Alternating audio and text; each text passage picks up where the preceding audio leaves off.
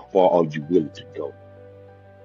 The drive, the sweat, the blood, the tears, your determination through the pain and all the suffering, people overlooking you, telling you that you're not good enough. You have to believe that you're great. And with you believing that you're great, anything you want to do, you can achieve. No one can stop you. Only you can stop yourself. Keep driving. Keep uplifting yourself. Keep going. Keep going. Nothing, and no one can stop you. That goal you want, you can achieve it. How you inspire people is going to be up to you. Keep going. Never give up. Never give up. Keep going. Never. What's going on? What's going on? It's your boy Icon. And once again, we're here on 910 Sports TV. First and foremost, I got to thank God for this opportunity because without him, there'll be no us. Secondly, I want to say one of our team members is out tonight because he had a death in the family, so he couldn't make it on this occasion. And I know he wanted to be here tonight because we have some legendary people in the building. Now, I'm gonna let my other right hand man, Coach Goins, himself introduce this legend in his own right. Well, I appreciate that, Icon. And again, we send our prayers and condolences to Jacob and his family during this time of bereavement. So much love to you, Jacob. So listen, man, I am, I've been like a kid at a Christmas store, stocking, waiting for Santa Claus to get to town, and then the hours upon us. So it is without further ado, and I cannot do this justice. I have the script right in front of me. So as they always say in Hollywood, stick to the script, and that's what I'm going to do. So. Without further ado, we have none other than Mr. Larry Wansley. And first of all, he is a Marine, not a former Marine, once a Marine, always a Marine. So he's a Marine. So thank you for your service. He's also been an undercover FBI agent. He was the first director of corporate security and player counseling for none other than the Dallas Cowboys under the ownership of Tech Schramm and head coach Tom Landry. He also, and this model became a model for all NFL teams. He also served as Whitney Houston's bodyguard, inspiring the movie The Bodyguard. And he led the global security of American Airlines, the world's largest airlines. And he also earned the FBI Director's Award for his team's identification of the 9/11 terrorists and the passenger screening model that led to the creation of TSA. Ladies and gentlemen, we like to welcome to 910 Sports TV, Mr. Larry Wansley. Thank you, thank you, thank you. As you went through that introduction, I thought, who is that guy?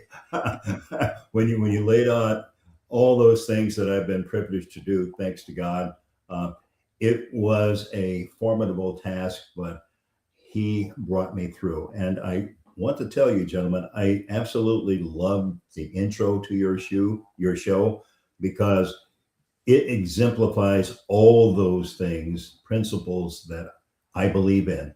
My life has been inspired by that, and the message is spot on to all your listeners and the kids growing up. Well done.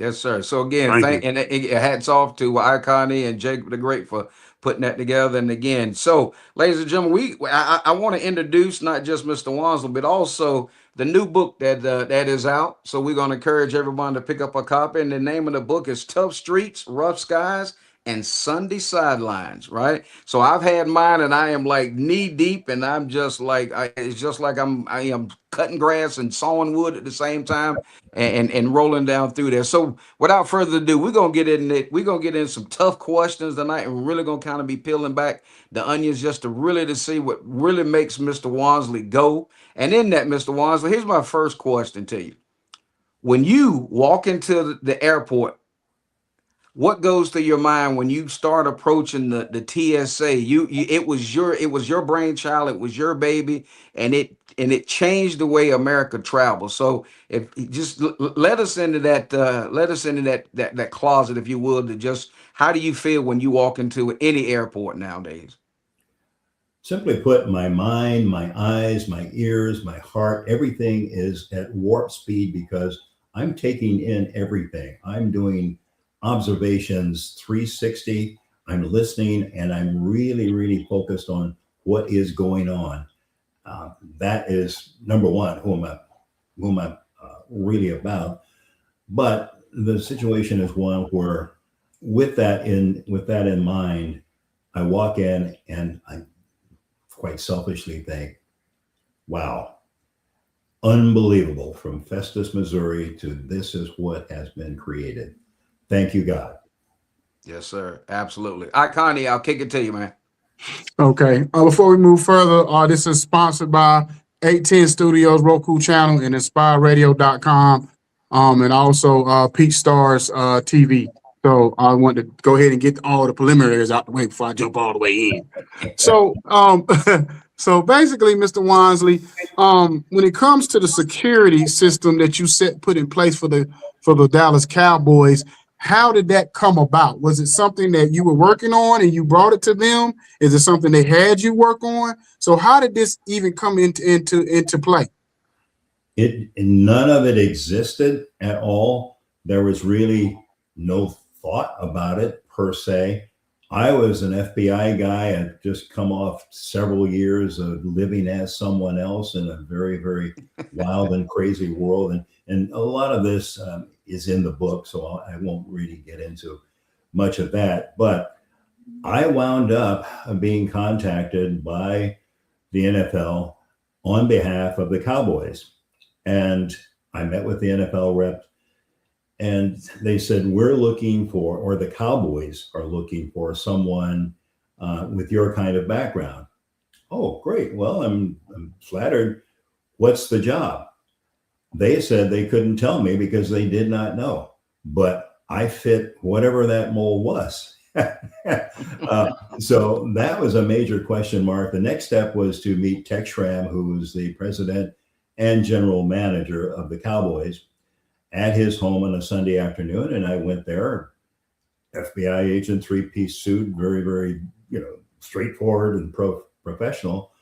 And Tex came to the door, very amiable, very friendly, reminded me of Rodney Dangerfield with a big, bulky Hawaiian shirt and baggy Bermuda shorts with a drink in his hand, and welcomed me in and offered me a drink. And of course, I thought, well, this must be a test, but thank you, sir. No, not right now, but thank you.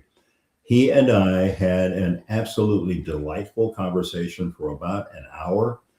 Never once talked about the job, my qualifications for it, or anything like that. We talked about life in general. And then after and all during that time, he kept offering me drinks and I kept hastily declining. But then about an hour later, Tom Landry showed up, the head coach, and he came in. And I have to tell you, gentlemen, I was shocked because, like everybody else, my image of Tom Landry was this impeccably dressed professional football coach who was like a god, an entity or something of that nature. He came in and he was dressed like he had been cleaning out his garage or mowing his grass, sat down, and we had, again, a continuation of a very enjoyable conversation. He was cracking jokes, and I was blown away thinking that I'm sitting with two legends. I truly am. And one's offering me drinks, the other's telling these jokes that, yeah, they're kind of corny, but they're cute. But I'm having a good time. That was the bottom line. After that, and I never, ever during that time really thought about, well, how do I find out what this job's all about? It then moved forward. After a couple of hours, Tex said that he and the coach had to make an appearance at an event later on, and coach had to prepare. He did also, but asked if I would be at home about 7:00. And I said, yes. He said, well, I'll have a few minutes before this event. I'd like to call you back. I said, okay. Well, I walked out and truly I was just slapping my head like, well, I don't understand, but I had a good time. I went home and my wife asked what happened, and I told her. And at 7 o'clock, he called me and he said, "Larry, this is Tex." "Yes, sir, Mr. Schramm." "None of that Mr. Schramm stuff." He said, "I'm Tex." "Yes, sir. I sure would like to have you on my team. How about it?" And I was shocked at that approach. And I said, "Well, that's great." He said, "Okay, be at the office tomorrow morning, 9 o'clock. This is who you'll see. You'll be on our payroll. I don't care if it's 2 weeks or 6 months that you have to give the government. All that'll be worked out, but you're going to be very, very pleased with what we have for you. I've got to go give my speech right now." Click. I stood there. I literally stood there and I'm holding the phone to my ear and nothing. Hello, hello. And my wife looked at me. And this was one of the first really dramatic moments, because she looked at me and she said, "What just happened?" I said, "I just accepted a job with the Dallas Cowboys." And she said, "What? Doing what?" I said, "I don't know." Well, from that point on, that night, there was a lot of trauma. There were tears, there was anxiety, there was anger, there was a lot of uncertainty in my home with my wife, with my kids, and then thereby myself, because I began to question, how did all this happen? It did not go in any way along with any of the normal protocols of a job interview and those kinds of things. So we didn't sleep much. We didn't sleep that night at all until the next day. I went to the Cowboys offices and I found out everything that I would get and so forth. I thought, okay, she's going to like that, because coming from the FBI, life was stable. It was a good life, even though it was wild and crazy for me as an undercover guy. But so far as life itself, you knew what was going to be happening career-wise and everything else. So it was stable. And to transition into that period of the unknown for the overnight. And then the next morning, of course, I found out and I told her everything, that all the pay, the benefits and everything else. Well, then that attitude changed quickly. Okay. But I still did not know what the job entailed. And the gentleman that I was speaking with, Joe Bailey, who was the #2 guy at the Cowboys, said, "You have to wait until Tex comes back because he headed out on a trip and he's gone for about a week. So meet with him and then he'll tell you what the job's about." Switch forward to the next week. I sat down with him and I asked him, "What's the job description?" And he looked at me and he said, you government guys, you feds would be technical. Here's the deal. Here is the deal. When the players are on the field, they're Tom Landry's responsibility. As soon as they come off, they're yours. And your job is to make sure that there is nothing, mind or body, that prevents them from being the best football player they can possibly be. Period. Whoa, okay. What kind of a budget do I have to do this? And he said, "Budget, we don't worry about budget." He said, "We're at a time in our history in the NFL and with our team specifically, we're at a time where we need to do something about the state of how things are with our players."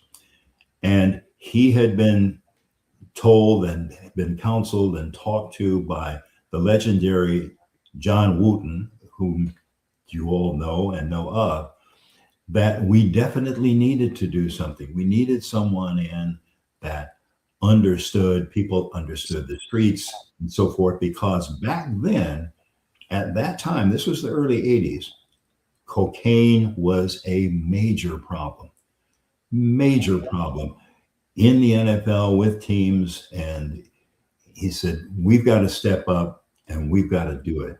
So that's your job. Get after it." I said, okay. One of the things that happened right after that was being contacted by Thomas Hollywood Henderson, who was one of our former players who had troubles galore with the cocaine, with the drugs and everything else. There was another player, the late, great D.D. Lewis, a linebacker who had his problems with alcoholism. And these are well documented and whatever. And fortunately, I've spoken with both of them about when I got into the book, and I said, hey, look, I'm going to tell it like it is. And I want to, number one, acknowledge the fact and thank you guys for the help that you gave me. Because the message individually from each of them was, look, I've had my problems. I have had my problems, and I want to help you help my brother players so that they don't go into some of the problems that I've had. They'll know better how to handle them. So I'm indebted to them. Tech Schramm for bringing me on, Tom Landry for supporting me, John Wooten, I have the utmost admiration for him because he's from the old guard. He knew how it was back then, and he has made a formidable impact on how the league is and what has happened. But I then went into a treatment center in Minnesota called Hazelden, and I had to be given permission by them to do it. Also by the other patients that I became a member of, the group. And I was there for a full month, 24/7. I lived with addicts. I heard their stories. I saw and learned how their lives spiraled down, the troubles, the impact that it had on them, their families, their lives, and everything else. It was the most incredible journey, the most incredible lesson that I ever had in my life. I look back on it because that changed so much of who I am or what I'm about. I'll put it that way.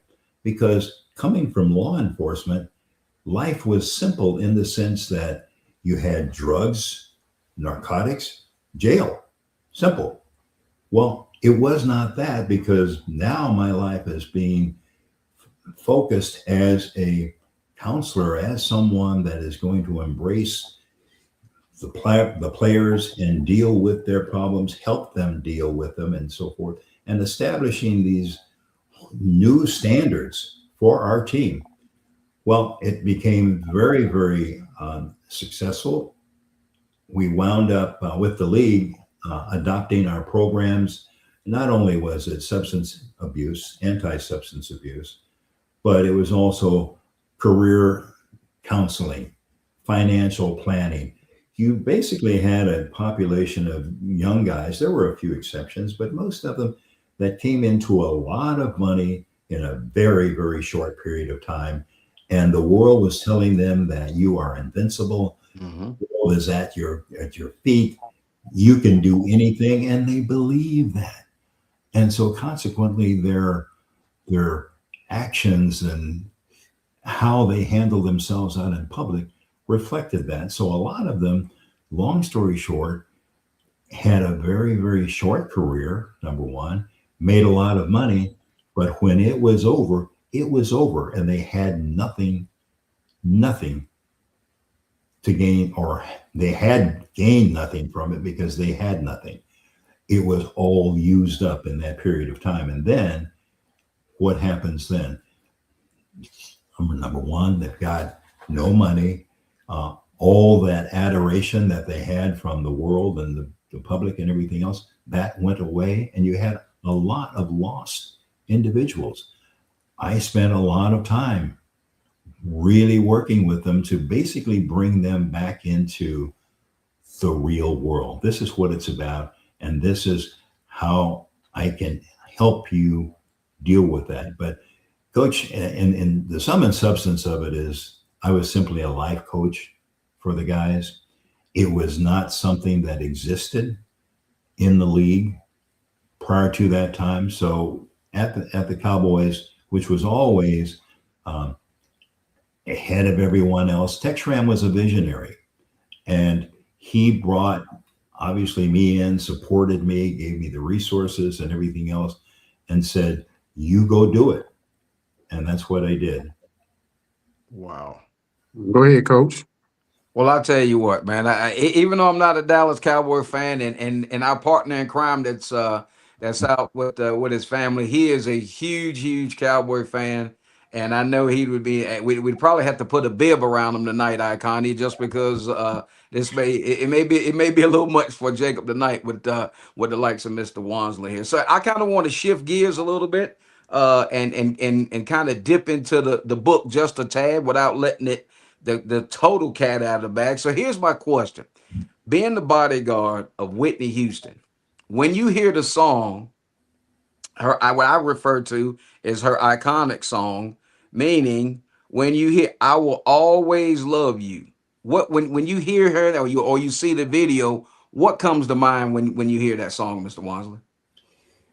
It brings back memories of times that I treasure, I cherish, in the sense that she was like my little girl.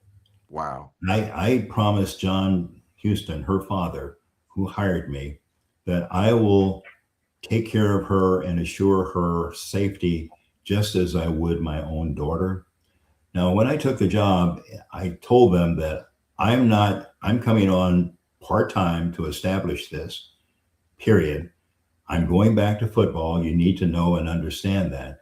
And the way that it came about was the fact that she was on top of her game. She was at that pinnacle of success in the States, and she was going to start an international tour. And her father reached out and said, her security has been her friends. I need a pro, and I've been asking around, and your name keeps coming up. So that's how that link occurred. I met with and he said, come up to New York and talk to us, and we can work something out. I talked with Tex. I told him what was happening. He said, again, Tex, ever the visionary, said, wait a minute. The NFL is going to start an international league. Wow. So if I let you go do this, you need to assure me of three things. Number one, I can reach out and get you anytime, any place if I need you.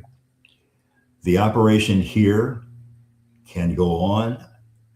You've got a great staff, great programs and everything else, so that nothing at the Cowboys will suffer with you being on the other side of the world.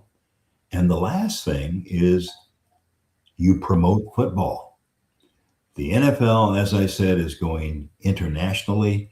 So if you can, when you're bouncing around the world and everything else, promote football, you got my blessing. Go see what you want to do with them. If you want to go ahead and do it, that's great, but those are the requirements. Well, all that worked out, and ironically enough, when we did hit the tour and everything else, at every hotel, I would have 3 or 4 boxes of Cowboys swag, T-shirts, caps, you name it, pennants. And as you know, in the concert business, the tour business, there are always other artists and stars in the audience and around. So I came to know a lot of them, and I would distribute all the Cowboys stuff, the swag. Whitney would even wear Cowboys T-shirts, and there were a couple of shows which he even wore one during a number. So that really raised the whole interest and excitement about the Cowboys and the NFL. It really did. All of these were firsts. It just never ever existed. She was great, phenomenal artist, absolutely phenomenal. I didn't have any issues or problems with her. I really didn't. And she had the greatest respect for me. After we got started, we had a little tiff to begin with when I started to tell them, look, this is how we're going to do it. And we had a little bit of a tiff there, to the point that I was going to go back home. I had, when they started telling me this is how it's going to go, she didn't tell me, her assistant did. And I said, okay, cool. I got up and I walked out and I was going back home. Well, John Houston, her father, came and he said, hey, what's going on? I said, look, I went to tell them exactly how things are going to go, how it's going to work. And they told me, no, it's going to go how they want it to go, period. Look, you're wasting your money and I'm wasting my time. I'm going home. You hired me because I know my business. And if I'm not going to be allowed to do that, forget about it. Thank you very much. Adios. He said, I'll fix that, which he did. From that point on, we were fine. But it was one of those things, again, going back to your original question about when you hear the song, I Will Love You and everything else. There were several others way before then, other numbers.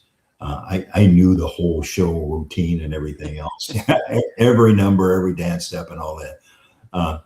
But that particular song was one where when they did that movie, she did a great job. She really did. And it's a legendary song that will live forever. Yes, sir. Excellent. Iconic, man. I see you dropping back in the pocket, man. So, hey, I was thinking, I said, I had to pray about bringing Mr. Wansley on because, I'm a Washington Redskins fan, Commander. So I was like, this is going to be kind of hard for me to be giving all this praise to a Cowboy security guy. But, I guess we can do it.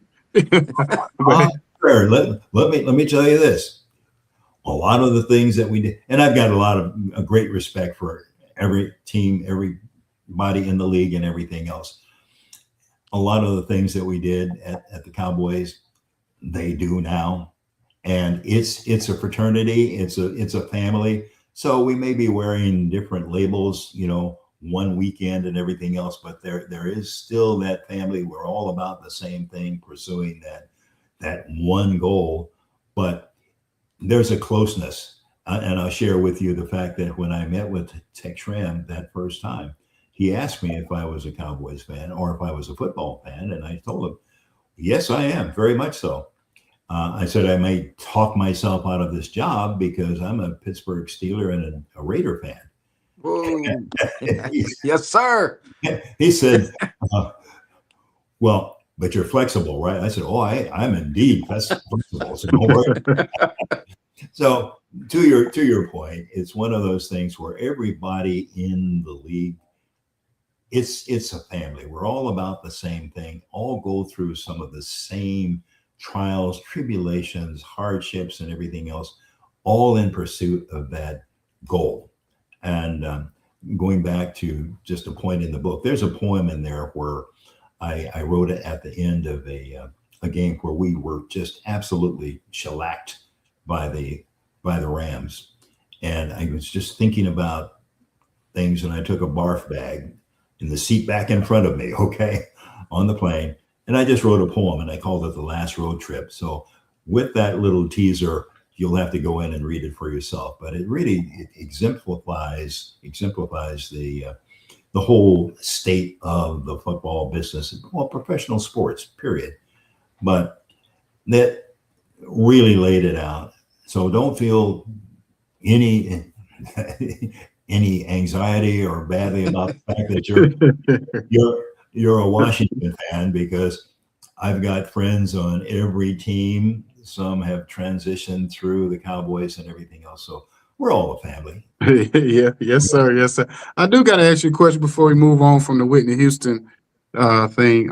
Is it any one, because we know we've all heard stories and we've seen the movies and we've heard different, whether this, that, and the third. Is it one thing that you heard over the years that you felt like you would want to clear up, or you would want to say that never happened? Or is it one thing that like bothered you about her life that makes her look, her legacy, tarnishes her legacy, that you would want to clear up? She was a good person. She really was. She, like so many mortals in this world, unfortunately was influenced by others, the acts of others, the intents of others. And it was one of those things that the timing of everything. It kind of shaped how events happen.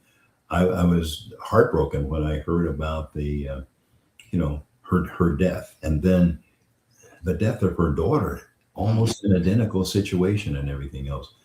So I will just simply say that the time that I had with her, I was with her. She was phenomenal. She was really a nice person, not in terms of her talent or anything like it. That was over the top, but just in terms of being a person, a great person, she was a caring person and so forth. And with anyone in that business, obviously extremely competitive. But one thing I will say, and this is in the book also, but going back to the 1991 Super Bowl in Tampa, Florida, and by then I was a league official, and we had just started the World League. It was the beginning of the Gulf War. And this is what I want people to remember most, because I went to the stadium as a league official, and I did not know that she was going to be singing the national anthem until I got there. And I was surprised. So I went by her dressing room just to say hello, and it was like old home week. We had a phenomenal reunion. All the staff, her dad, everybody. And she said, look, I'm going to go sing the national anthem. Larry, take me down to the field, just like old times. Wow. Let's go do that. And so I, along with her father, her brother, and she had a security guy with her. And we took her down to the field, escorted her down. The atmosphere at the stadium was electric, because here we are we're at war. The war had just started. The stadium was packed. All the fans were waving their little American flags. The tension, the excitement, all of that, the electricity was in the air. You could feel it. And she got up there, and the orchestra behind her was playing. I was probably about 20 feet in front of her, looking up. She's on the riser in front of me. But she belted out that national anthem, and I looked around. Here's the color guard over there. Here are the people that, obviously the technical people, broadcast people, the orchestra, but everybody was choked up. I looked over at a Marine, naval officer, a naval personnel, all the military people that were part of the color guard, and we were all choked up. The atmosphere was so incredibly tense. But then when she finished that Home of the Brave and we had the flyover, there was sort of a release. And that release by the crowd, by everybody, just was tumultuous. So anybody that does not know about that, I would encourage you to Google it or whatever. It's out there. But really pay attention to that rendition of the national anthem, because it was the greatest ever. And it comprised not only her raw talent, but the emotion of our country at that time. It brought our country together. It was one of those things that I thought, thank God I'm here at this moment. And my life has been like that. God has put me where he wanted me. But when she finished and we were walking off the field, I looked over at her and I said, "You killed it." She said, "I know." Yeah,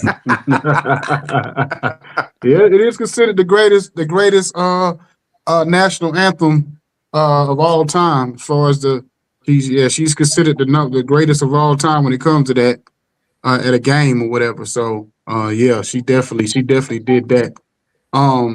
So I want to twist gears with you real quick, because you have a remarkable career. With the Cowboys, Whitney Houston, and then FBI agent doing undercover work. So what did you learn as an FBI agent? How did that help you with the security part with the Cowboys? Well, what that helped me with was life. I had a profound and intense appreciation for life. I came close to losing my life on several occasions. The worst, the most intense time was when, and as an undercover guy, my thing was I was a hotshot, high flying con man, a front man for a mob group, etc. And I wound up coming to Dallas and going to Dallas to really get away from the high pressure, intense, really tough and dangerous FBI work. And everything had been successful. I wanted to go back to just normal FBI life. I was in Dallas one day and I was right back in it. But it was my choice. But there was a particular case that they wanted me to review, and I did.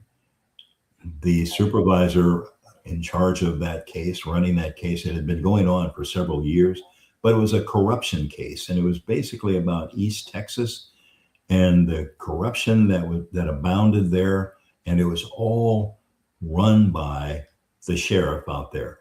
There were other elected and appointed officials that furthered that whole mindset and operation.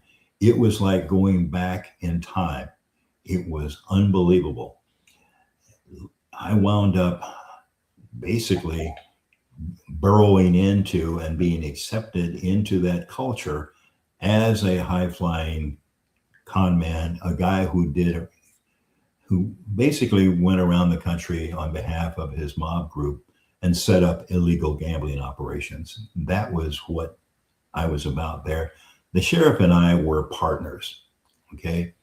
And of course, the intelligence, everything else that I'm getting back through him and about him, it was a long standing case. But the bottom line to that, and I'll cut to the chase here, he had his deputies pick me up one night, and I had met with him one-on-one many times. I was very comfortable with that. Didn't have any surveillance or anything like that, but you survive by your wits, your instinct, and everything else. It got to that point where we met in an oil field in Kilgore, Texas. And the sheriff said, and it was about 1 o'clock in the morning, moonlit night, clear night. He said, let's take a walk. And we did. And he said, we got to a point where he said, the word around town is, you have a lot of action going and I'm not getting my cut. That's bad for my reputation, because any criminal activity in that whole section of the state, he got a piece of. He really did. And when he said that, we were at an area where, again, picture the scene, oil field, equipment pumping and everything else. And he pulled out his gun and he put it, well, actually it was my left, and he put it right here against my head. And he said, that's bad for my reputation. Right then, at that moment, I thought, I'm going to die here. And my whole life flashed in front of me. I thought about my family, what would happen if he takes me out and everything else. And in a split second, my reaction was threefold. I thought about, if I tell him my mob people will come take him out if he whacks me, that'll only appeal to his sense of bravado. Let him come. I run things out here. If I tell him I'm really an FBI agent, he'll just bury me deeper. And what I did with him, I jumped bad with him, and I can't explain it. This was not a calculated thing. It was all instinctive within a matter of seconds. But I got in his face. I called him every vile name I possibly could. I told him he is the dumbest, blah, blah, blah, blah, blah, blah, blah. He's going to kill the goose that lays the golden egg. Well, shoot me, blah, blah, blah, blah, blah, blah, blah. You know, I mean, he looked at me like, this man is crazy. But there was a wry smile. He said, I guess we don't have to have this conversation anymore. I said, no, we don't. And all the time we walk back and I'm telling myself, Wansley, just be cool. I'm scared to death, but be cool. So I played it all the way out. And they took me back to my car. I went to my apartment. I walked in the door, went to the bar. I got a bottle of Jack Daniels and a water glass. poured myself a tall glass of Jack and passed out on the couch. So all of those kinds of things took place in my life, and I have such a profound and great appreciation for what God has done for me, has given me. He's pulled me out of more scrapes. I've been in shootouts and fights and all of that. But it's about people, how you deal with people, learning from every experience. I've had good experiences. I've had bad ones. I've had some horrific ones, but I've learned a lesson from each of those. And with that, over the years, I have built upon that. So my message to anyone, any group or anyone, is that you can overcome it. You have to never give up. You have to persevere and everything else. But there is a guiding force.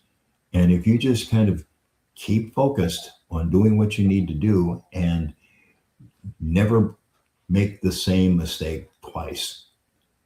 Mm-hmm. And that's what I live by. I like people. I really do. So that's at the heart of who I am, what I'm about, because in every exchange, every interaction with people, it can be extremely positive or it can be very negative, someone that hates me or whatever. But from every one of those, I take something away that helps make me whole. How can I adjust, or how could this person perceive me as that? They don't know me or what have you. So every time there is any kind of interaction that I have with people, I learn from it, and I try to use that to really model everything that I'm about in my life. Okay, well, I appreciate you coming on tonight. I wish we had more time because your story is so amazing that we could be on here another 2-3 hours just running our mouth and asking Absolutely. questions. Absolutely. But I do got a little fun question for you real quick. It was on my mind. So what is let me ask you this. Do you watch any like gangster movies or like those type of FBI or cop type movies or TV shows? I do. So give me your top 5. I ain't gonna say the ones you like the best. Give me your top 5 most realistic shows. I just want to see where your head is at when it comes to where when you look at certain movies or TV shows.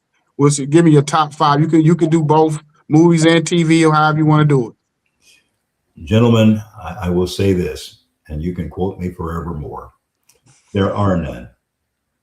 Okay. Wow. Wow. There are some that have a little snippet, a little tidbit here and there and so forth, but it's not real life. It's Hollywood, and it's all about entertainment. It's all about that viewership and everything else. But the hardcore life, what it's all about, life and death, every second counts and so forth, none reflect that. My favorite genre, I mean, that's one of my favorites. I like to watch all of them, but are the old Westerns, the Dodge Cities, and, there is no law, or it's the law of the six gun or what have you. I like old movies. I like new movies and everything else, but I really always remind myself that this simply isn't real. You know what the real world's about. So wow. Top 5 or anything like that, I would just simply say that, no, it doesn't really reflect real life. Okay. Well, like I said, I'm glad you came on and gave us your time because you could have been anywhere. And when Coach Goins brought this to me, my other partner, Jacob, I was blown away. I was very humbled because, like I said, you could have went anywhere to put this out, and you came to us. So I definitely feel like God is watching over us and blessing us with opportunities like this because I don't take them for granted. So if any plugging you want to do for your book, or anything where people can find you and find your book, and before we get out of here. Well, and thank you, Coach, for showing my book. And then also, take a look at my website. It's larrywansley.com. That will give you a really, I think, good overview of what I'm about, where I've been, and the opportunities that I've had and how God has graced me over these years. But just go to larrywansley.com, and I do speaking engagements. So if you've got a conference or something that you want me to come talk to people, I'll be happy to do that. I'm profoundly interested in especially helping youngsters, young kids coming up, because it's a different world now. It truly is. I got started way back before there was the internet and the computers and everything else, and I've seen and experienced the changes. So any way at all, I can help anyone. That's what it's all about. I've been truly blessed. But larrywansley.com, that'll tell everybody that can take the time to check it out. It'll give you a better look at what this old country boy from Festus, Missouri is about. Okay. And shout out to what was manager publicist who Coach Goins? Oh yeah, Sydney Burney. Yeah, she's out of Dallas and longtime friends with Mr. Wansley. And Sydney's she's been very grateful and just outstanding during my whole career when I was with the ESPN. And then of course when my phone rang and I looked down, I was like, man, there's a big fish on the line. And lo and behold, it's Mr. Larry Wansley. So again, just on behalf of myself, I just certainly thank you so much, and just a debt of gratitude for your career and everything that you've accomplished, and just Godspeed and just much blessings as you continue to be the leader that you are. Well, thank you kindly, gentlemen. I have thoroughly enjoyed it. God bless you. Stay safe. Take care. Yeah, yes, sir. Y'all have a good and blessed night. Have a great night. Thank you.